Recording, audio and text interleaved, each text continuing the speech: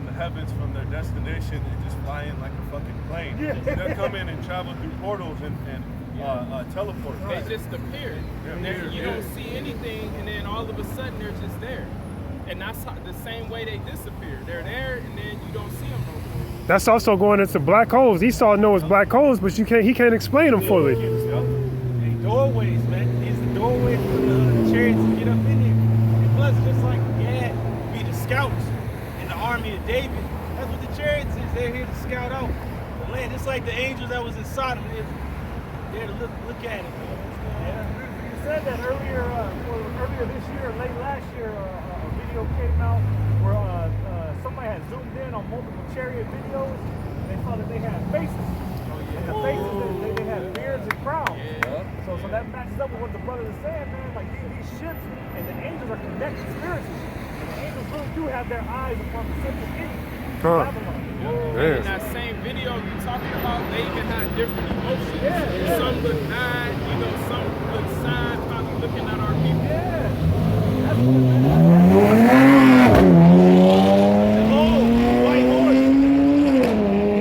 It says, so that all that presumed to come in with him were astonished at the power of Yahweh, Bahashem Yahweh Shai, and fainted and were sore afraid. Fainted, man. You ugly ass demons at the Pentagon, you clowns all over the world. Now you're gonna have to face the repercussions of touching the Lord. As if and they right, like they ain't got no army or nothing. We do have an army. They in the heavens, man. They been out there waiting for y'all, waiting. This place has been besieged this whole time. The angels have been surrounding this place for a very long time. And here's the point right here in verse 25.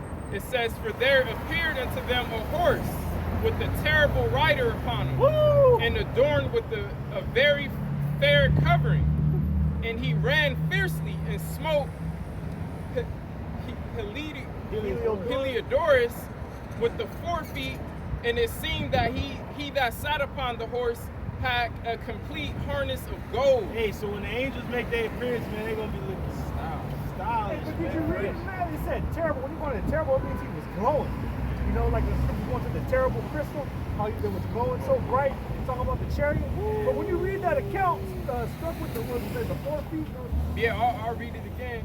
It says, and adorned with a very fair covering, and he ran fiercely and smote Heliodorus with his 4 feet, and it seemed that he that sat upon the horse had a complete harness of gold. Yeah, so an angel manifested wearing gold armor and stumped this dude out, literally. That's what it's talking about, man. Who gets down, man? Jake gets down like that, man. When you got somebody on the ground, you get them Tims to work. This dude, he got stumped out. That's what the scriptures is talking about. Yeah, a good portrayal of that is that movie Immortals. When they would come down in all that gold armor, and they was bigger in stature than all the humans, and they was getting them out the way. That was a heavenly ass whooping, man. Yep. And it's just like Gad during the late 1800s, when they was on horseback, and they would be in them camps with Esau, and the horse would rise up, and Gad would be on that horse with the javelin, a gun, or he'll have an axe or whatever, and that will scare Esau like that. They'll just fucking come down on him like that, or the horse will kick him. That's what it's saying right now. Because he actually seen that. He actually seen the angel. If I'm not mistaken, wasn't like 2 other angels with him? They appeared after that. Yeah, that's what I'm saying. I'm going to read that in verse 26. It says, moreover, 2 other young men appeared before him, notable in strength, excellent in beauty, and comely in apparel, who stood by him on either side and scourged him continually and gave him many sore stripes. He got his ass whooped. And by 3 angels. Bro, I can't wait to see that in the Hey, kingdom. man. It says, and Heliodorus fell suddenly unto the ground and was compassed with great darkness. He blacked out. Hey, there ain't no countdown like your ass is through. He's out of there. He blacked out. Go ahead. But they that were with him took him up and put him into a litter.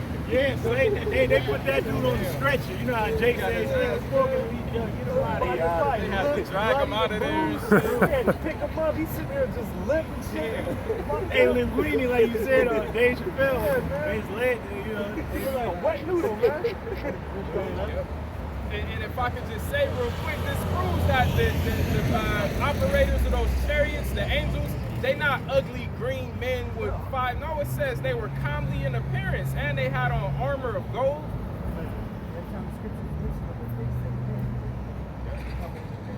Young men, yep. Yeah. Verse 28. What type of men? They were black. They were black. They looked like so-called Negroes. So dark skin? No, they were black. Yeah, and he said they was niggas. That's what he wanted. They look like us. They look like us. That's what Esau's afraid of. That they look like us. That's why he made fun of us on with Marvin and Martin. Verse 28. Thus him that lately came with the great train and with all his guard into the said treasury, they cried out, being unable to help himself with his weapons. Hey, so he came in there with weapons. He came in there with everything. And this dude was sent away just through. Same with Esau, his fucking weapons, like, ain't shit compared to what the angels got, compared to who's protecting us. That's why brothers is out here with we don't need a damn armed guard dude over there. Hey, brother, go over there with the gun. Like, we don't need none of that.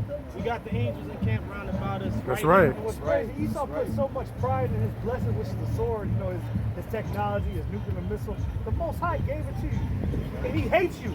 So imagine what he gives his righteous soldiers, his men, on the right-hand side. What kind of weaponry, man? Your mind probably can't even imagine That's right. the type of stuff that the angels have in the ships, man. These are like fourth dimension weapons, bro. Hey, I was gonna say these angels that we reading about, when they came down, they didn't even use no weapons. They just beat them up with their feet and hands. So imagine their actual weapons. hey, it tells you that in Ezekiel when our people was bugging the hell out. Ezekiel 9, when they was fucking worshiping the sun, they was worshiping idols, and the Lord was telling Ezekiel, look at what they do. They ain't worshiping me. It said that there was an angel with a destroying weapon in his hand. It said a weapon. It's not a book. It's